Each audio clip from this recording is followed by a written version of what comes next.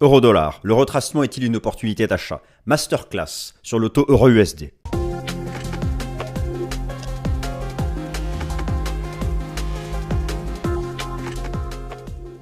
Alors chers amis, je suis ravi de vous retrouver pour la nouvelle édition du Fast and Forex. Nous sommes le mercredi 17 mai 2023. Chers amis, le butoir des indices dollars a-t-il conclu 1500 pips de rebond depuis octobre 2022? Oui, l'euro-dollar a rebondi de 1500 pips depuis octobre 2022, mais voilà, il bloque sous la résistance technique des indices dollars à un moment où le dollar américain, lui, essaye de s'accrocher à son plus bas annuel. Alors dans cette vidéo, nous allons faire les choses dans l'ordre, de manière organisée.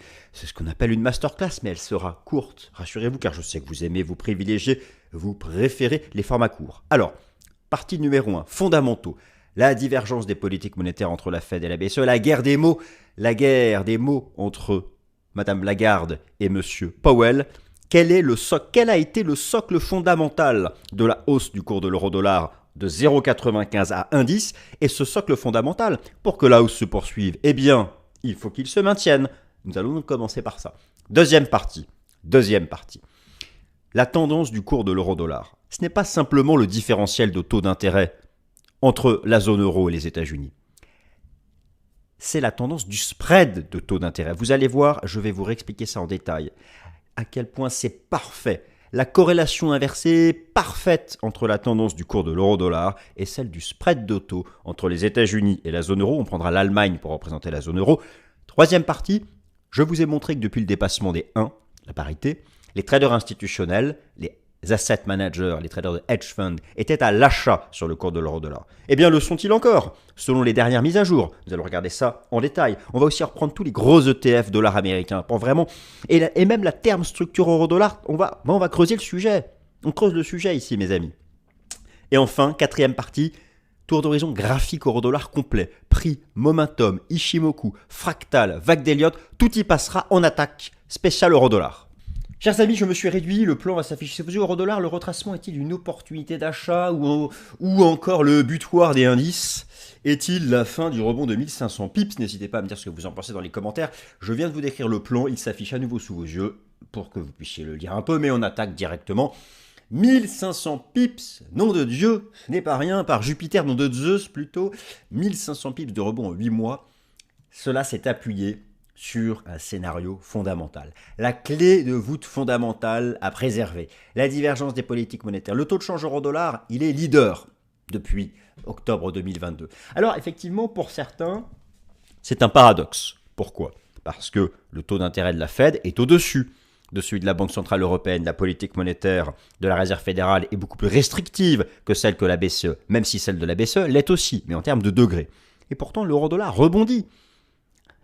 Rappelez-vous, la bourse, le marché des changes fait partie des marchés financiers. Les marchés financiers sont toujours en avance sur les fondamentaux. Si l'euro-dollar a rebondi depuis 8 mois, de 1500 pips, c'est parce que le dollar américain est sous pression sur le marché des changes. Pourquoi? Parce que le marché, il est déjà dans la projection du pivot baissier de la Fed. Il est déjà dans l'anticipation que la Fed arrêtera de monter ses taux pour les baisser. Et cela s'appuie sur quoi? Sur le fait que la désinflation est plus rapide aux États-Unis qu'en Europe. D'ailleurs, concrètement, la désinflation, elle existe aux États-Unis. Franchement, en Europe, elle n'existe pas. Ou elle est naissante, elle est balbutiante. Donc, c'est ça, et c'est le socle à préserver. Vous savez, si la Fed ne pivote pas à l'automne, le euro-dollar retourne à la parité, ou à 1,05. D'ailleurs, je vous donnerai dans la vidéo, à la fin dans la partie technique, si vous voulez directement aller à la partie technique, vous avez le chapitrage dans la barre de temps, j'ai tout organisé. Pour moi, le stop qui invalide, c'est 1,0516. Pourquoi 1,0516? Vous allez voir ça tout à l'heure. Mais voilà, c'est le socle fondamental à préserver. La BCE... Alors, l'inflation est nettement plus résiliente au sein de la zone euro. La BCE est historiquement suiveuse de la Fed avec retard. Le marché attend un pivot monétaire baissier de la Fed. Attention, alors attention, ça c'est quelque chose aussi de très important. Il est impératif que ce pivot de la Fed, alors ce pivot de la Fed que le marché attend pour septembre prochain, moi ce qui me paraît très agressif, mais il est très important que ce pivot de la Fed anticipé, c'est ça qui en grande partie a permis la hausse de l'euro-dollar. Pourquoi? Parce que je vous remontre ici une comparaison zone euro, États-Unis, Chine. Vous avez en noir les taux d'intérêt du marché en bleu les taux des banques centrales. Alors oui, le taux de la Fed est à 5,25 et le taux de la BCE est à 3,75. Oui, le taux de la Fed monte plus vite que le taux de la BCE, mais pourtant c'est bien l'euro-dollar qui monte. Pourquoi? Parce que le marché étant toujours dans l'anticipation, comparer la dynamique de la désinflation aux États-Unis, US, IR, YY, à la dynamique de la désinflation en Europe, EU, IR, YY, elle est beaucoup plus marquée. D'ailleurs, aux États-Unis, le taux d'inflation est passé sous le taux de la Fed. Le taux d'inflation est à 4,90, il est passé sous le taux de la Fed à 5,25. Et c'est donc ça qui explique ce classement depuis 8 mois, avec un euro-dollar qui prend 11,74%, alors que le dollar américain face à un panier de devises dont le code est DXY perd 9%. Et donc autant vous dire que la Fed, pour que l'euro-dollar continue sa hausse, c'est-à-dire pour que, en gros, c'est la question de cette vidéo. Est-ce que le retracement de l'euro-dollar sous les indices est une opportunité d'achat? Pour poser la question plus simplement, faut-il s'intéresser au niveau de support pour rentrer? Et où sont les supports? Ça, on verra plus tard. Ou au contraire, ne faut-il pas s'intéresser au support parce qu'il risquerait d'être brisé? Eh bien, pour cela, il faut que la donnée fondamentale qui ait permis la hausse de l'euro-dollar depuis 8 mois reste en place. Et je vous la livre, à mon humble avis, il s'agit du pivot anticipé de la Réserve fédérale des États-Unis. Pivot anticipé parce que la désinflation US se poursuit. Bon, voilà. Ça, c'est donc le premier aspect des choses. Maintenant, la dynamique de l'euro-dollar en bourse, ce n'est pas simplement, comme on vient de le voir, de comparer les taux d'intérêt de la Fed et de la BCE, les taux d'intérêt du marché. La tendance des paires de monnaie du marché d'échange est liée à l'évolution du différentiel de taux d'intérêt entre les États. Rappelons que le taux d'intérêt est la rémunération d'une monnaie et que l'acheteur d'une paire de devises est crédité chaque jour du taux de la devise principale et débité chaque jour du taux de la devise de contrepartie. Dans euro-dollar, EUR étant la devise principale, USD la devise de contrepartie. Alors me direz-vous, pourquoi dans ce cas le taux EUR-USD a-t-il rebondi alors que le taux de la Fed est supérieur au taux de la BCE et que les taux au jour le jour suivent la même hiérarchie? Parce que la tendance du taux EUR-USD ne répond pas simplement à la comparaison absolue de ces taux du marché, j'espère que vous me suivez, mais la tendance du taux euro-dollar répond à la tendance du spread de taux. Alors là, on regarde ça en détail, car je veux absolument que vous me suiviez sur ce sujet. Alors, regardez bien ce que vous avez sous les yeux, ce que j'ai pris le temps de construire sur TradingView. Vous avez en bleu la courbe de l'euro-dollar. Vous avez en bougie japonaise le spread de taux entre les États-Unis et l'Allemagne, qui représentera la zone euro. J'ai pris la différence entre le taux d'intérêt à 2 ans des États-Unis et le taux d'intérêt à 2 ans de l'Allemagne. Son axe désordonné est à droite. Pour l'euro-dollar, l'axe désordonné est à gauche. Regardez actuellement le spread de taux, donc le taux américain moins le taux allemand, est à 1,36. Il est positif, il est supérieur à 0. C'est là qu'effectivement vous pouvez vous interroger. Mais alors, pourquoi l'euro-dollar rebondit? Regardez bien en détail. L'euro-dollar avait fait une grande phase de baisse de 1,20 à 0,95. À l'époque, il avait fait un double top. Pourquoi? Regardez, le signal de vente de l'euro-dollar, la cassure de la ligne de coup du double top, c'était lorsque le spread de taux cassait une résistance ici. Et donc, toute la baisse de l'euro-dollar a été liée à une augmentation du spread de taux qui est monté jusqu'à 2,91, c'est-à-dire que là, le taux américain était supérieur de 2,9 points de pourcentage au taux allemand. Et depuis, tout le rebond de l'euro-dollar, ça a été la tendance baissière du spread de taux, qui d'ailleurs avait validé une épaule, tête-épaule, ici.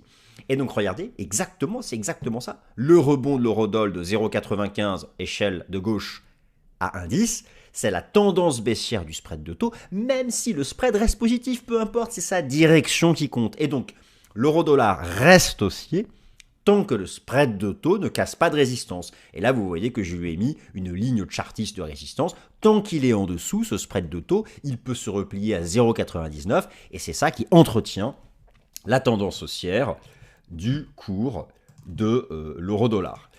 Donc ça, c'est une première chose. Alors, il y a un deuxième aspect des choses. Le taux de change de l'euro, qu'est-ce qui peut mettre la pression sur le taux de change de l'euro? Ce qui peut mettre la pression sur le taux de change de l'euro, c'est une hétérogénéité dans la situation du crédit des principales économies de la zone euro. En clair, des taux italiens et espagnols qui s'envoleraient, par exemple, par rapport au taux allemand. pour le moment, les spreads de taux, alors je vais vous les remontrer puisque là tout est sur le graphique, sont plats. Je les ai mis ici en rouge. Vous avez ici le spread entre l'Italie et l'Allemagne, et là vous avez le spread entre la France et l'Allemagne. C'est plat. Donc en fait, en gros, pour résumer, tant que le spread de taux États-Unis-Allemagne suit une tendance baissière, tant que les spreads au sein de la zone euro sont plats, l'euro-dollar est haussier. Voilà, ça c'est ça qu'il faut surveiller. Donc, clairement, il faudra arrêter d'acheter l'euro-dollar le jour où le spread de taux USA-Allemagne cassera une résistance à la hausse. Où en sont ces fameux institutionnels? Alors ça, si vous m'avez suivi à travers l'émission Fast and Forex ces derniers mois, vous vous souvenez que dès octobre-novembre dernier, je vous ai dit que les institutionnels étaient passés net acheteurs et que c'est ça qui me faisait avoir la conviction haussière sur l'euro-dollar. Et pour le coup, là, pour une fois, je ne me suis pas planté, me direz-vous. On est monté à un 10, je suis content. Maintenant, la question, c'est quoi? Il faut s'intéresser au support de l'euro-dollar tant que les institutionnels restent acheteurs. Les données sont disponibles aux États-Unis à travers le rapport Commitment of Traders de la CFTC étant le régulateur américain des contrats futurs. Il faut s'intéresser aux catégories Asset Manager et Leverage Fund qui représentent les gérants et traders institutionnels. Il faut s'intéresser aux données de positionnement, donc des mains fortes, celles qui sont mises à jour, les plus récentes datant du mardi 9 mai. Les plus récentes datant actuellement du mardi 9 mai. Ce que j'observe, c'est qu'il y a toujours une convergence acheteuse entre les hedge funds et les asset managers. Et d'autre part, il y a toujours une forte décollecte sur le plus gros ETF dollar américain du monde. Vous l'avez ici en bas à droite, ça nous vient de Y-Charts. On est sur un plus bas en termes d'asset under management pour le plus gros ETF dollar américain. Et vous avez bien compris qu'il y a une corrélation inversée entre la tendance du dollar américain face à un panier de devises et la tendance de la paire euro-dollar. Et je m'intéresse aussi aux données de la term structure de l'euro-dollar qui, elle aussi, pour le moment, reste haussière. Alors, on regarde ça plus en détail. Tout d'abord, les données du rapport Commitment of Traders. Je suis ici sur le site de la CFTC. Et donc, je suis allé chercher ici Foreign Exchange pour Forex, Majors et Euro-Dollar. Et Asset Manager, bien écoutez, pour le moment, là, en jaune, vous avez la position nette, la différence entre les achats et les ventes. La position nette est toujours en tendance haussière, avec plus d'acheteurs que de vendeurs. Ça, ce sont les asset managers. Maintenant, regardons les traders de hedge fund. Eh bien, nous avons toujours une tendance haussière, certes plus erratique, mais une tendance haussière de la position nette. Et si vous regardez en détail, vous comparez l'histogramme des positions acheteuses et l'histogramme des positions vendeuses, il y a toujours plus de positions à l'achat que de positions à la vente sur l'euro-dollar chez les traders de hedge fund. Donc, d'un point de vue institutionnel, pour le moment, eh bien, ils n'ont pas inversé la vapeur. Cette vapeur haussière, je vous rappelle, ils étaient passés net acheteurs ici. Voilà. Je vous avais montré ça ici, moi. C'était octobre-novembre. Et c'est ici qu'ils sont passés net acheteurs. Lorsqu'on regarde ici, je vais vous remontrer, regardez sur ce slide, vous avez la position nette. Eh bien, voilà, ils étaient passés. Net acheteur, c'est quand on dépasse la ligne de 0. Donc là, j'ai toutes les données que je viens de vous montrer, je les ai reproduites sur TradingView. Et lorsqu'on est au-dessus de 0, c'est qu'il y a plus de positions longues que de positions. Vous voyez, et donc voilà, c'est vraiment eux, ils avaient donné le signal dès là, quoi. Donc, et là, pour l'instant, semble-t-il, en date du 9 mai, encore une fois, eh bien, ça reste encore le cas. Ensuite, vous avez les données, je suis toujours sur le site de la Bourse de Chicago, les données de la term structure, donc je suis allé voir les contrats futurs euro-dollar avec donc le prix des contrats futurs euro-dollar dans les échéances à venir futures. On est toujours en compte au go, donc voilà, ça aussi, ça fait plutôt partie des éléments institutionnels qui vont plutôt dans le sens de l'euro-dollar et de cette approche qui consiste à dire, oh là là, c'est lourd cette phrase, qu'il faut plutôt s'intéresser au support du cours de l'euro-dollar. Alors maintenant, regardons les choses sur le plan graphique. Où se situe l'invalidation? On a tous compris l'importance du butoir des indices. Maintenant, on va regarder les choses plus en détail. Moi, j'ai une bonne idée sur le sujet et je pense que pour l'instant, c'est une correction court terme, mais que le moyen terme n'est pas, en tout cas pour le moment, pas menacé. On regarde la partie chartiste, Ishimoku, on regarde la partie fractale et sans oublier l'aspect de corrélation inversée avec le DXY. Alors, tout d'abord, vous avez à gauche un graphique qui représente les bourses japonaises en données hebdomadaires et à droite en données journalières. Je vais passer ici sur l'euro-dollar en données mensuelles. Je vais zoomer. Première chose, l'enjeu de la clôture mensuelle du mois de mai. Vous voyez que la clôture mensuelle du mois d'avril avait tenté d'entrer dans cette pattern chartiste, et je peux y ajouter le système Ichimoku, et voilà. Il faut absolument surveiller la Kijun du système Ichimoku en données mensuelles. Si la clôture mensuelle du mois de mai parvient à préserver la Kijun mensuelle, alors oui, la tendance haussière restera active sur le cours de l'euro-dollar. Maintenant, on va regarder les choses en données hebdomadaires. Alors, en données hebdomadaires, ce qui est intéressant, c'est que là, on essaye de défendre. Déjà, en données hebdomadaires, on a une structure de momentum qui est bullish. Tout le bear market, le RSI évoluait sous la zone des 50. Là, depuis la phase haussière, on a une phase latérale au-dessus de la zone des 50. Alors, en données hebdomadaires, on voit que là, le marché teste la Tenkan, que la lagging span essaye de se maintenir dans le nuage, mais c'est pas gagné. On pourrait regardez, l'invalidation Ichimoku en données hebdomadaires pour l'euro-dollar, c'est cette zone-là, c'est 1,0520. Vous voyez, cet énorme plat de nuage. C'est là, en Ichimoku, si on casse la Tenkan, là, on peut se replier jusque-là. Mais en fait, moi j'estime que l'invalidation de toute cette phase haussière, c'est 1,0520. Et vous allez voir pour plein de raisons. Tout d'abord, c'est donc ce plat de nuages ici du système Ichimoku en données hebdomadaires. Maintenant, regardons les choses ici en données journalières. Maintenant, l'aspect fractal. J'émets l'hypothèse que nous soyons en train de construire une vague 4. Alors, nous avons eu une première jambe de hausse ici, c'était en septembre. Une vague 2 en 3 temps, A, B, C. Une grande 3. C'est très classique que la vague 3 soit la plus importante. Et là, nous serions en train de construire donc une vague 4. Il y a deux hypothèses. Alors, la première hypothèse, elle serait terminée. Et nous aurions déjà fait la 5. Et là, ça veut dire que ce serait la fin de la hausse. Ça, c'est le cas baissier. Le cas haussier, c'est que nous sommes toujours en train de construire la vague 4. La vague 2 ayant été courte en durée, la vague 4 est attendue plus longue. Et à l'intérieur de laquelle, il y aurait 3 temps. Une A, une B. Et il est possible que nous ayons, là, il y a 2 cas de figure possibles. Soit un flat régulier. Et donc, vous savez, il y a une règle en vague d'Elliott. Jamais la 4 n'enfonce le top de la 1, mais surtout,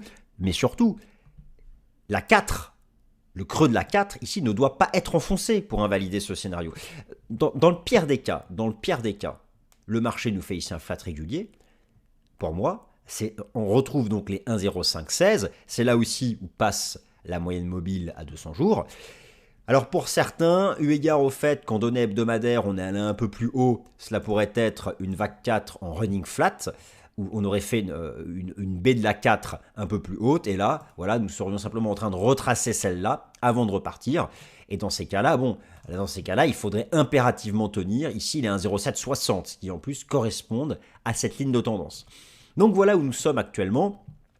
Il y a la possibilité, donc, alors le butoir des indices, tout le monde le voit, mais sur les horizons de temps supérieurs, il n'y a pas encore d'invalidation du scénario haussier. Moi, je commencerai vraiment une première alerte de fin de tendance haussière serait de casser les 1,0770. Mais en réalité, et c'est là la situation qui est un peu compliquée au stade actuel, c'est qu'en fait, même si le marché devait revenir à 1,0516, on pourrait toujours argumenter dans le sens de la tendance haussière, en tout cas d'un point de vue fractal. Donc au final,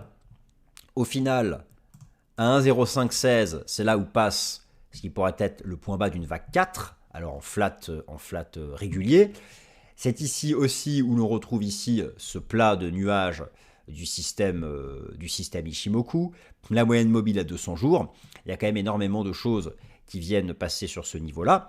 Et d'autre part, l'analyse technique de l'euro-dollar doit se faire toujours en corrélation inverse avec le dollar américain face à un panier de devises. Et là, c'est le même topo. C'est-à-dire qu'en fait, pour le dollar américain, on ne sait pas, donc nous sommes dans une correction en 3T, est-ce que la vague en 3 temps, la vague B est terminée ou pas? Dans ce cas-là, nous serions déjà dans la C, on aurait fait la 1, la C, la 2 et là bientôt la 3. Ou en fait, la vague B n'est pas terminée, elle se ferait en 3 temps, on aurait fait la A de la B, la B de la B supérieure, et là nous serions dans la vague C, qui peut être soit un flat régulier, ça c'est les 1,0516 euro-dollar, ou un flat étendu. Et là, du coup, c'est plus ou moins le niveau actuel du cours de l'euro-dollar avant de repartir à la baisse. Donc, la situation actuelle, je dirais, pour le cours de l'euro-dollar, Le butoir des indices a-t-il conclu les 1500 pips de rebond? Clairement, on ne peut pas répondre avec certitude que oui, mais je dirais qu'on rentre dans une phase de suspense graphique, d'interrogation graphique, mais en tout cas, c'est absolument pas certain parce que, voilà, le marché pourrait déployer un range entre 1,0520 et 1,10 avant de casser par le haut, et dans ces cas-là, les indices ne sont pas un butoir. Donc, pour conclure, en ce qui me concerne, je considère que c'est la rupture et seulement la rupture des 1,0516 qui viendrait définitivement sonner le glas de la hausse du cours de l'euro-dollar et surtout un retour à la parité. C'est ça que je veux dire. Casser 1,0516, c'est revenir à la parité. Actuellement, nous sommes dans un entre-deux chartiste avec un argumentaire qui évolue, c'est hyper passionnant. Et ça, maintenant, ça va dépendre des données fondamentales et notamment des statistiques américaines qui vont être publiées tout au long de la semaine. Voilà, chers amis, écoutez, j'espère que cette masterclass euro-dollar vous a plu. Merci à tous pour vos likes, vos abonnements, votre soutien, vos commentaires. Et à la semaine prochaine. Merci.